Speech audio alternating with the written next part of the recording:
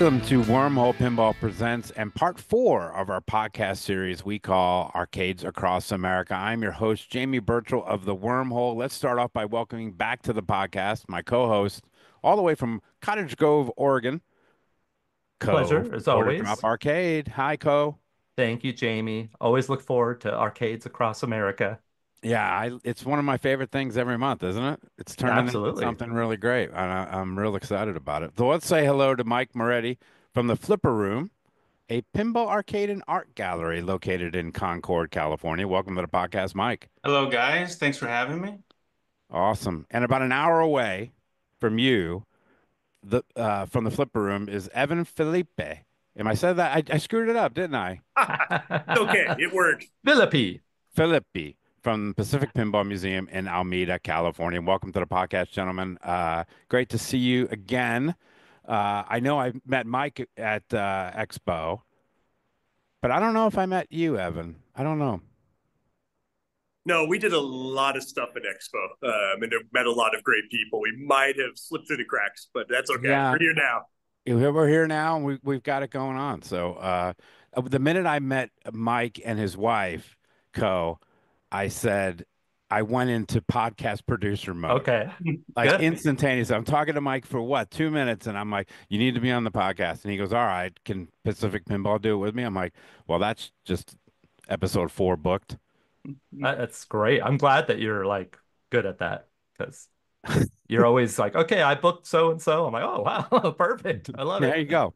So, since there's a bunch of us today, our goal is to not only get to know your establishments, but also pick your brain on this podcast series with Co opening the Quarter Drop Arcade and the Wormhole expanding to other locations and growing. We want free consulting services from you, gentlemen. So, let's see how that works, right? Let's Good luck. start with Yeah. Mike from the Flipper Room. Take it away, Co.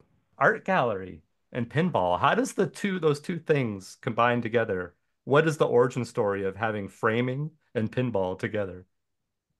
I'll see if I can make this a short story. I Okay. started as a wholesale picture framing company 18 years ago, and there was no pinball in that mix. Our clients are art galleries, picture frame shops, art consultants, artists, photographers, anybody that's in the need for wholesale services with picture framing. And so that's what I did. When I rented my building, I befriended a guy across the street who worked for a demo company. They demo buildings. And a few years into it, he came up to me and said, "Hey, we went to this building and we got a pinball machine. Do you want it for your break room?" And I said, Okay. I don't know. I don't know if I want to open that book, you know. And so we didn't. And he kept bugging me, you want the pinball machine? You want the pinball machine? Several years later, he died. And I had hired his son in between that. And so after he died, his son said, "Hey, we should get that pinball machine my dad wanted to give you, and we should get it working and put it in the shop to honor his memory." And I said, "Well, now's Mm, the time." So we Wow. did that, and that became the beginning of the flipper room, really. We put it in the lobby, and then one became two, and two became three. The Of employees were course. liking it. Someone put us on the pinball map. All of a sudden, Mm, I'm fixing pinball machines for free because everything was on free play. And then I mm. just had an idea one day. Maybe this is a way I can open my own retail shop is to bridge this pinball because we decorated the room and then it became rooms and everything was decorated really nice because that's what we're in the business of presentation. Sure. And went to the city, got a permit, and we opened the flipper room as a retail picture frame shop. The hook being the pinball to bring the people in. Mm. What was that first machine? Star Wars Data East, Ah. awesome. I've which always we liked still that have. machine. I know a lot of people are like not real big on that, but I've It's always thought it was fun. pretty fun. It's actually my Oh, it's favorite good. of the Star Wars machines. Yeah, and I definitely think it needs the updated code. It makes it much more playable. Yeah. Art and pinball work so well together. I know so many artists that play pinball and so many, we had Meow Wolf here. We hosted them. They're opening a new location in Houston, and every designer, we had one designer come, and then we had six of their artists come to the wormhole and just became addicted to it. Why does that work so well, guys? Well, pinball is like kinetic art, right? It's like a campfire that you're staring at, but it's full of artwork. And I think that's part of it. I mean, if we were playing games that were bare wood and glass, it would not be quite as interesting. Mike, before we get to Evan, what's your relationship with the Pacific Pinball Museum? Because I went over there and played pinball, and Oh, then I got to know Michael Sheese because he's really into art, and you know, a lot of that in common. Went over to their annex, got to know Larry. So I just got to know the people there. They got to know us. We tend to end up back and forth at our different events. Evan, how did you get involved in the museum? And can you talk about how the museum started? Sure. I've been with the museum for 5 years, six in about 2 months. And I started as the marketing director, but now I'm the executive director, taking over from Michael Sheese. And Michael and his wife, Melissa Harmon, founded the Pacific Pinball Museum. We're a registered 501c3 nonprofit, and this is our 21st year. And Rats. as such, thank you. It's kind of like a restaurant. You get past year 5 or 6 and you're pretty gold. You've got a system that works. And we're a board managed nonprofit, and we have 105 games in Alameda. That's a 13th of our collection. We have 1,300 games. We have the largest collection in the world that's not owned by a single individual. And we're really happy to have a real museum environment here. We have exhibits, artwork. Talking about artwork, pinball is so poppy and bright and colorful. And especially the games from the 40s, 50s, and 60s are so jewel-like in the dark when they're turned on. They're just beautiful art pieces. And like Mike mentioned, they're kinetic art too. Aside from the pop art colors and the design and the kind of comic characters. And it's a great job. People come here to have fun. They, by accident, kind of learn about pinball history and art and physics and math and science, all the STEM disciplines. So it's a really great job. I'm very happy to announce that we have filed our 501c3 paperwork and are just waiting IRS approval. So, Awesome. some of the Congratulations. charities yeah, thanks guys. It's been a lot of paperwork, but some of the charities that we're going to be supporting involve neurodivergent individuals, and we're so excited to begin supporting those charities. Evan, I've read through your mission statement which I'm going to read for everyone because it's outstanding. To inspire an interest in science, art, and history through pinball, and to preserve and promote this important part of American culture. Congratulations on everything you're doing over there. Can you talk about fundraising for a 501c3? How's that going? I know that's difficult. Sure. What you'll find out with 501c3s is banks do not like to lend to them. So you're very dedicated to fundraising and donations and patron admission. Optimally, a museum would be 50% patron admission supported and 50% donation supported. Okay. And we're a lot closer to 75-25. And that's more common amongst a lot of smaller museums. There are government grants, there are state grants. We, for instance, are chasing right now a grant that's education focused that would help Title I schools, which are underprivileged schools in Alameda and the East Bay, in the Bay Area, come to the Pacific Pinball Museum free of charge. It's a state program that would cover access costs and would be part of an education curriculum. Kids would come in. They would have an overview of the museum. We talk about the connection of history, math, science, technology, physics to pinball, turn them loose to play, and kind of regroup at the end. And that's the kind of funding that's important to chase with an education mission. It's always a mission to collect money. We are coming up on our big fundraising season, really this month and next month at the first. We're doing a live stream for the museum on New Year's Day. We're closed for fundraising. Trying to find people that will match donations, chasing corporate donations, becoming an approved nonprofit that a corporation will match donations to is really important. And there's a lot of ways to skin that cat. Looking for people to work you into estate planning is really great. And sometimes that surprises you. That can come out of nowhere if you didn't coordinate with that person, but they thought about you, which is fantastic. But there's a lot of different ways. So small donations from a lot of really dedicated supporters, Larger donations from corporations, and then estate planning is really what we chase. And then there's separate grants at a county, city, or state level. Well, fantastic. We're just starting our fundraising challenges, so but we're excited to take that next chapter and grow. So, Evan, I was looking at your website and I saw you had from like Humpty Dumpty to Godzilla. I'm curious, like, how many machines do you have in the collection? And like, what is how many EMs compared to how many solid state and DMD? What is the breakup of the collection? Is it mostly old school EM or is it 50-50? Sure, that's a great question. I will actually walk you gentlemen through the whole awesome. museum. I'm going to flip Perfect. this around.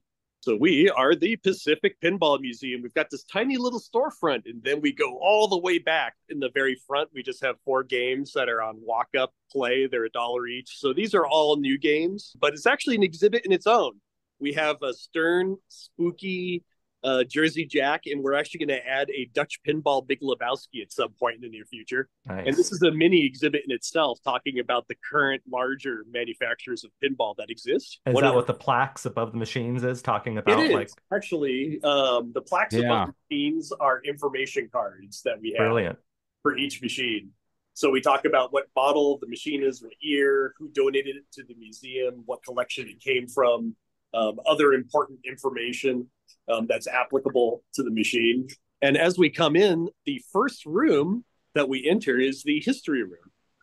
And this is where we have games from the 1940s forward for play, but we also have a static exhibit of older gambling games. These are not playable because they're a little too delicate for patron play, but they're really important parts of pinball history. And we do have a single pachinko machine as a reference because pachinko and pinball both have the same grandfather, Bagatelle. What year is that pachinko? 70s? That pachinko is absolutely from the 70s. We've got what almost looks like the inside of a 1970s car door. And I love it. It's a great era of pachinko. I've always enjoyed pachinko machines, and 70s in particular are pretty awesome. This is the oldest game we currently have on exhibit. This is a Bagatelle from the 1880s. Wow. With the original Redgrave patented shooter on the bottom that really changed everything and allowed the game to shrink. And starting with our earliest playable game, of course, Humpty Dumpty from 1947. This is our earliest playable modern, what I would consider a modern pinball game. Of course, with the early flippers that were on the sides, just as a gimmick, it was just a new thing on a game to try to attract people, and ended up being so popular because people felt like they had control over the game that they retrofitted older boards, and we had flippers ever since. But currently in the museum, this is our history room. So we've got about 12 wood rails from the 40s and 50s. If we go over to this other side, we have a lot of really popular wedge heads. What a great era of pinball. I see a 5 million BC there. That is that's one of my favorite games. Mine too. My kids' favorite game. It's a great game with zipper flippers that come together every now and then. This is a good time to mention for people listening to the podcast that they may want to go over to the YouTube channel, Wormhole YouTube channel, and check this out because it's really incredible what Evan is showing us right now. This is our Pointy People exhibit in our Pointy People room. Oh my God, that's amazing. This is a specific art style from the late 60s where everything was really made out of triangles. And this is a curated exhibit. We've got special toppers on top of the games, but this is something we really strive to do, is have actual exhibits at the museum, not just a collection. So this was curated, it was researched. These games were pulled out of our 1,300 game collection specifically for this exhibit. We made sure they were playable, made sure that we chose games which are fun to play. My favorite, personally, in this room is Dogies. This Western themed one is really fantastic. And this leads us into our Oddball exhibit, which has been a very, very popular exhibit. These are pinball games that have a unique feature, a gimmick that they tried, and it was too polarizing. They never tried the gimmick again. So these are kind of dead-end machines. They're relatively rare. We have games like Viking, which has this interesting setup with the different legs, and something which I think is a great idea, which is a drink rest and cigarette rest in front of the game. We have Safe Cracker, Awesome. which is a fun game, which is on the Nothing's better than getting that Does it have the quarter. tokens? And we actually have the tokens. We have Oh, Oh tokens. my gotta get the gosh. They tokens. are not Yeah. safecracker tokens because those are That's collector's okay. items, but they're actually, we measured them. We found a reproduction token that fits, and you can play this Nice. game entirely. I And think people seek out that game and are often disappointed when the yeah, location does not have the tokens Oh, because you gotta more have the times than token. not, it does not have the tokens. as far as I can tell, we have one of two, I think, that have coins in them. So you can play it Wow. all the way. This is our second to last room, our members' choice room. This is actually the original museum room that we started in when it was the Lucky Juju arcade. This was about 21 years ago. It was Wow. a collection of 6 or 7 games and one jukebox, and it was only open Friday nights. You could come in and play in exchange for beer and chips. But this is a members' choice room now, and we let people vote on what came into this room. There's a couple exhibits, like our bumper exhibit, that shows how bumpers function. We have the first visible pinball game ever made, which is really fun, which is based on a Bally Freedom. And people always get a kick out of things like the little xylophone that you can see inside that makes the noise. And it's actually more fun to watch someone else play this than it is to play it on your own because you get to see everything work inside. Yeah. Oh, I see the best machine in the world. Indiana You Jones? like Funhouse? No, World Cup soccer, right? Oh, yeah, of course. Yeah. World Cup If you I Soccer. think listen to I'd me, lean more towards indie on that. if you listen to me, The, you know that's my only machine that I own. Yeah. that's the first game the first and only game I've ever put a billion on. So I love this game because of that. Oh, I will say I don't even really care for soccer, but I do enjoy that game quite a bit. It's so fun. it's the best. So this whole wall is the sweet spot Renaissance era. These are 90s Yeah. games. Twilight Zone, Monster Bash, Addams Family, of course. And on this side is a side kind of special to me because this is what I remember playing at arcades in the 80s. These are games from the 70s and 80s like Flash Gordon and Flash Gordon. Joker Poker, Black Knight, Gorgar, first talking pinball game, Centaur. Centaur, yeah. And we also get into the 2020s games like Cactus Canyon, Iron Man, Tron Legacy. You would think that people would be stuck in one era of games, but they really do jump back and forth between games from the 40s, 50s, 60s, 70s, 80s, 90s, and 2000s. We have people, kids especially, will start in the modern room with movie themed games they're familiar with, but they end up playing these older games for a long time because you get 5 balls, they're a little bit quieter, they're a little bit easier to understand rule wise, and they just won't get introduced to them anywhere else. So it's really important to us to have a huge range of games available. Well, Impressive. thank you for that. That was Yeah, fantastic. that was fun. Yeah, I for really, sure. I really appreciate it. Mike, what makes up most of the collection at the Flipper Room? We have a pretty it's broken up pretty diverse. We have from 71, the Wizard behind me. I mean, that was actually a Team One that was rethemed back into a Wizard. And then up to the current stuff. And we do a mix of everything. So it's like we have right now it's 3 EMs, 6 solid state. We have about 3 alphanumeric, and then we go into like the 90s, the 2000s, and then we have a room of Stern, like the new Stern stuff. So it's broken up pretty evenly. I think with people wanting to play modern stuff, there is a little bent on the modern room. But it just depends. We rotate probably too often because I like to mix things up. We do like we do a big rotation every 6 months, and then in between that, I'll rotate some stuff. Are How you guys many? on Coin Drop? It's coin drop, yeah. Okay, and how many are in the total collection, and how many are in the building? There's about 70 in the collection and about half in the building. And same question for you, Evan. You have 1,000. Yeah, you have a lot.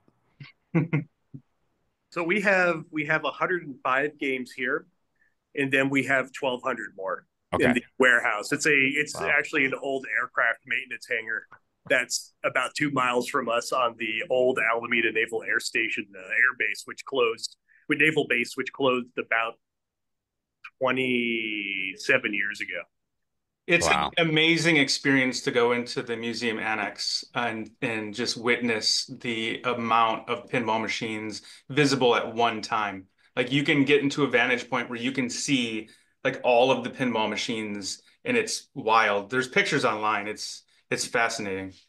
That's actually what we're currently, our fundraising mission for the last year and for the foreseeable future is actually for a larger space. We have about, I think we're at a little under 10,000 square feet in the current museum. We really Mhm. want to have something like 15 or 20,000 feet because we have more artwork, more exhibits, more archives, and more hands-on exhibits that are great for kids that we really need more space. And we wanted to have classes and hold lectures there as well. So that's what we're currently fundraising for until we don't need to, Well, good which luck doesn't with really ever stop, but at least at a building at some point. that's fantastic. Congrats on that, and I hope to help you get to that goal. That's unbelievable. You guys are a daily fee, right? So yeah, we are a single fee for all day in and out with a wristband from when we open at 11 until when we close at 9 o'clock. And we also have memberships as well. Great. And I know you're looking to expand. So, like, where in the expansion process would you say you are? We have just in the last couple of weeks really figured out where we are financially in terms of, say, a loan from a bank, where Hmm. we stand with current reserves. So now we know what kind of number we should chase fundraising wise, which is great. That's half the problem in itself is really establishing what number. Um, Real estate wise, the Bay Area is always tricky just because it's expensive. As a nonprofit, you can generally offer tax benefits to folks who maybe own 5 or 6 properties and they're in the hole with their tax responsibilities. And if you are sold a property that is under their going market rate, that amount that is different can generally be deducted from your tax obligation. So that's Hmm. the ace in the hole that we have. And aside from that, it's just continued fundraising. So really, we're looking in the greater Bay Area. So that is really from San Rafael to San Jose, and then kind of Oakland, Berkeley, Hayward, but including San Francisco, kind of the greater Bay Area. Fantastic. Mike, as an operator, do you look at every building and just say, I could put another pinball machine there, or do you? No, I used to.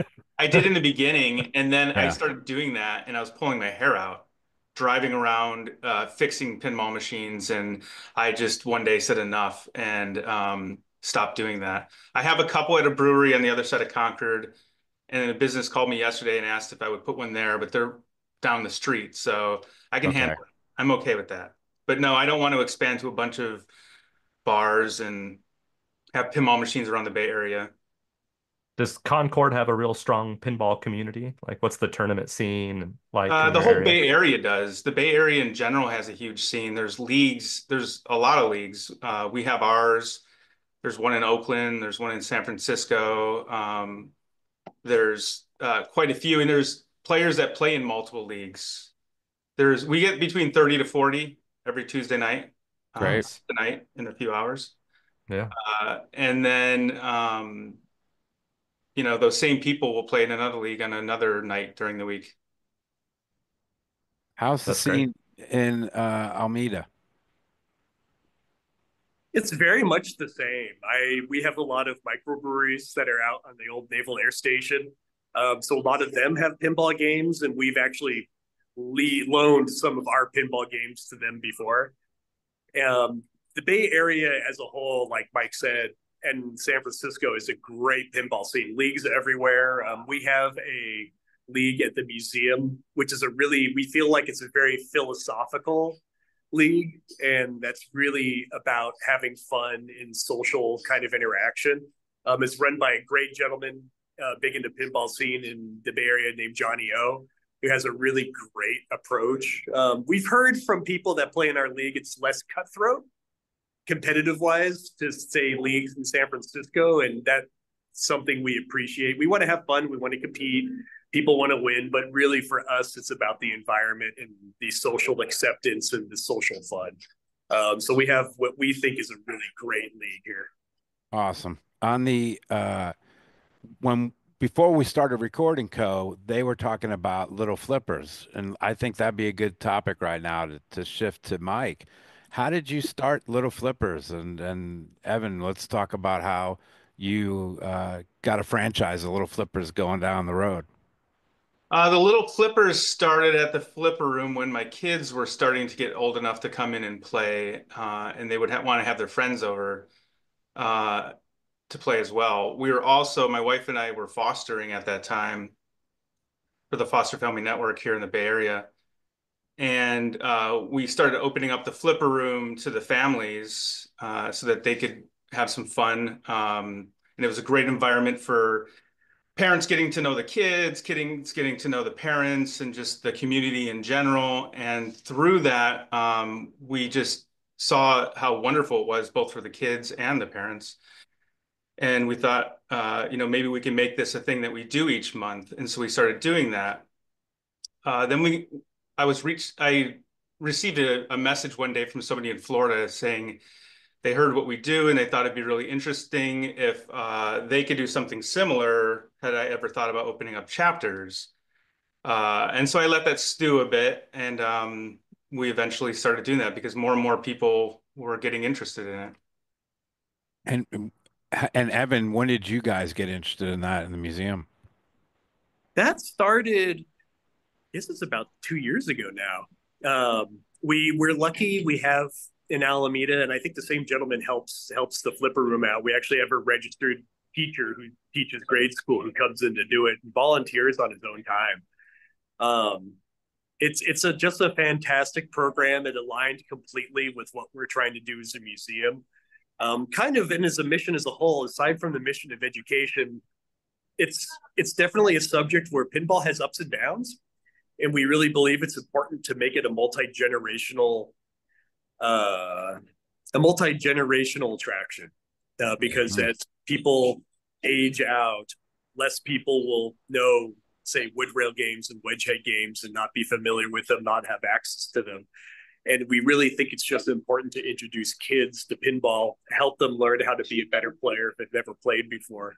And we do include some history and some overview of pinball before they get to optimal pinball play and actually get on machines at different ages. So we do have kids who are 10, 11, 12 years old who end up being really good on games from the 40s, 50s, 60s, 70s, 80s, and 90s and newer games, which is so much fun to see. And we just really feel that's an important funnel to make sure the game never goes away and that people are interested in all ages and how they play differently. And I just feel really fortunate that the Flipper Room came up with this project, and have and more chapters have blown up around the country in different locations. It's just amazing. It's everything aligned with what we wanted to accomplish as a museum, and we're just so happy and thankful that Flipper Room is so close to us, that we were able to do that as well. What era of pinball do the youngest kids seem to gravitate towards? Is it the older machines? I think here we get a lot of kids will first play on DMD games and modern games because of the themes. Like they'll see the Iron Man theme, Ghostbusters or Star Wars theme, and go play Hmm. that game with its loud music and a lot of attractions on the and a lot of toys.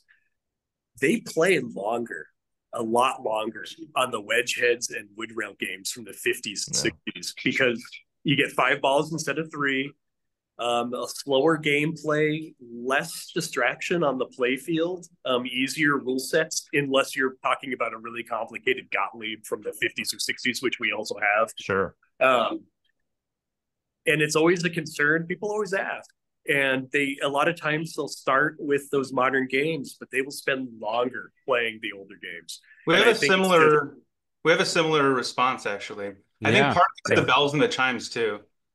you You know, there's you can feel when it's making sound, you know. Hmm. I think there's just a different attraction to it because with the modern games, you have these LCD screens, everything's coming at you fast, and they're already used to that, right? yeah, These kids are playing games, and then they play these old retro, and it's just something different.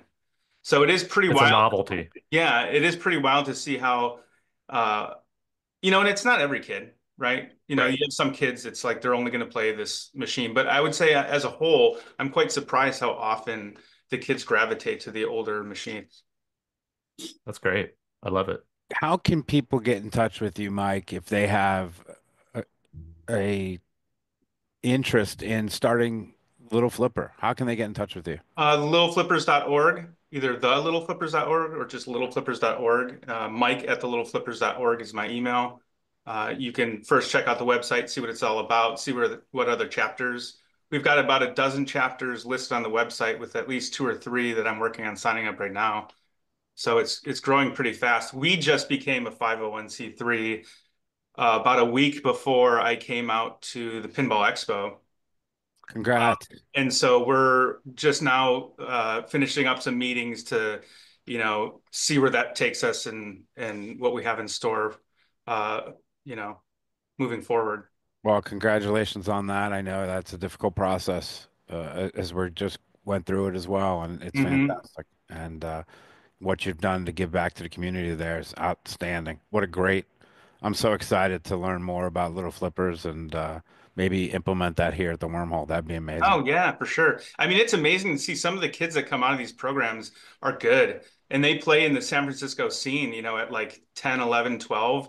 And it's funny to watch some of the really hot players that are like state players all of a sudden go up against this little kid and it changes their game. It changes their mental state Hmm. because now they're like, I'm playing this kid. I've got to do good. Is this kid going to beat me? And it's pretty fun. It's pretty fun to watch. Yeah. They've First got time I those they've got those young twitch muscles. It's kind of unfair.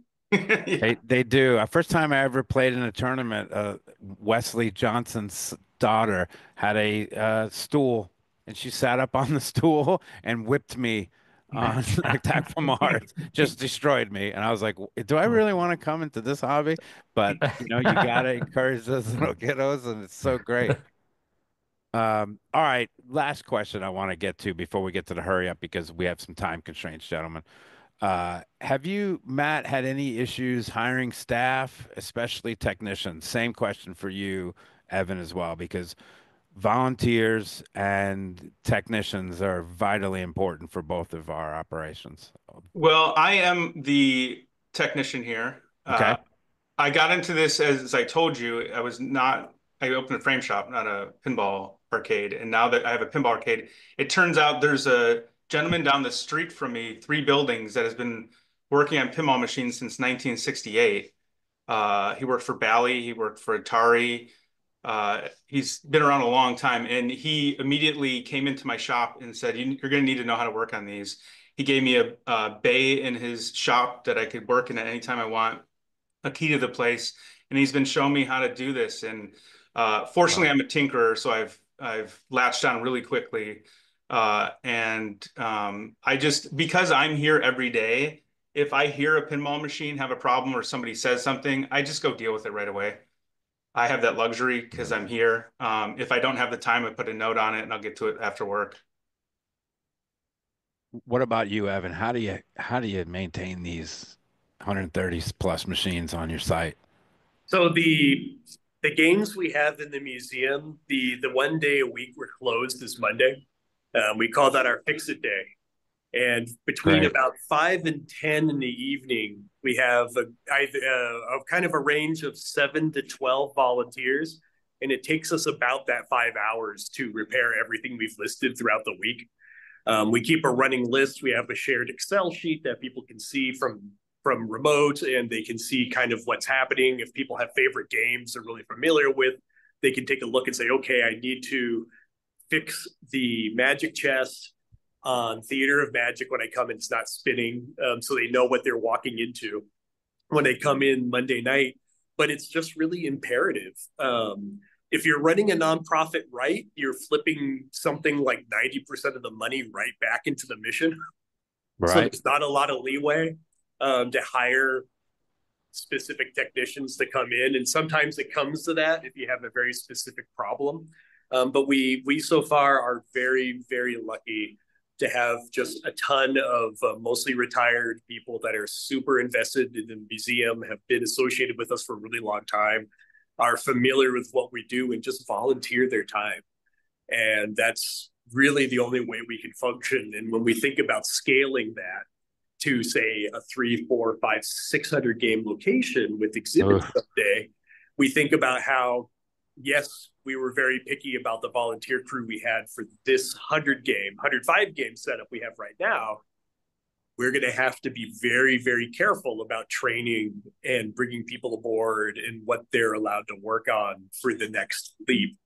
And we will have to cast a larger net. We will need maybe 3 times the volunteer pool Yeah, to you're run going what we to. want to do. Yeah, you're going to because I mean we have a great staff of techs that volunteer on Wednesdays, Yeah. and because we're new guys, we can start and use the technology. So instead of we're going to use QR codes on all the machines, and then the QR code will go to show everything about the machine for the patron, and then for the techs, there'll be a tech section where they'll know something's wrong with this machine. It's like either a Google Doc or something a little more fancy than that. So that's what we're working on right now. We have a place called the Vault that we're starting to show people where we have the rare machines at, and so it takes a village, and we're all familiar with that. All right, guys, are you ready for the quick rapid fire hurry up game show? We call the hurry up, whatever the hell. I messed that all up. It doesn't matter. Co, rather than being Yes. my co-host, you're going to play. We're going to All insert some right. game music. We've got 10 minutes left. And so here we go. Mike, starting with you. What is the highest earning machine at the Flipper Room? Indiana Jones. Evan, give me your Holy Grail pinball title to add to the museum. Oh, wow. We're getting it, though. Big Lebowski. All right. Co, give me Good a one. Sega Genesis cartridge that you want in your collection. Well, I mean, I'm fortunate to have I most know, of the that's heavy why I gave hitters. you a tough one. There's an isometric run and gun called Skeleton Crew that's pretty pricey that I don't have yet. I'd like to get that. All right, people, send your info to Co so we can get that. Yeah, keep it cheap. Keep it cheap.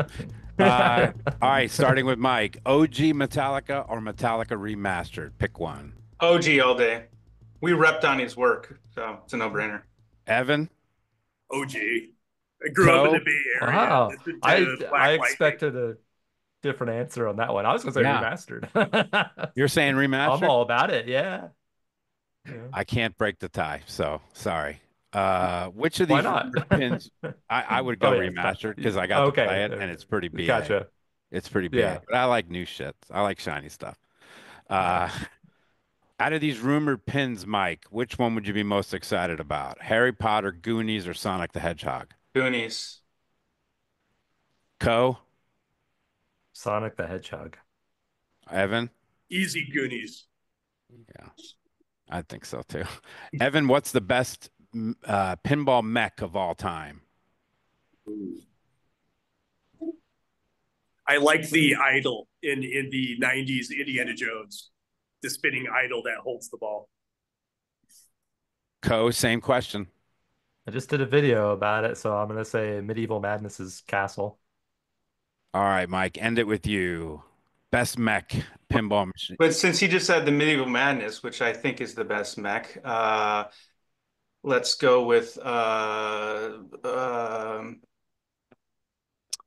I'm gonna rapidly take my time. Uh, Intense music and fire effects are happening right now. uh, The You hot could seat. choose Medieval Madness if you want, because well, I mean, that's just to me, it's a no-brainer. it's a no-brainer. It is Medieval Madness is the answer. Yeah. It's Hey, so Godzilla's building is yeah. up there. It's But- Godzilla's building's pretty cool too. So Yeah. all right, everyone, thank you so much. It was a great fourth edition of our podcast series called Arcades Across America. Evan, thank you so much for taking the time to speak with us about the museum.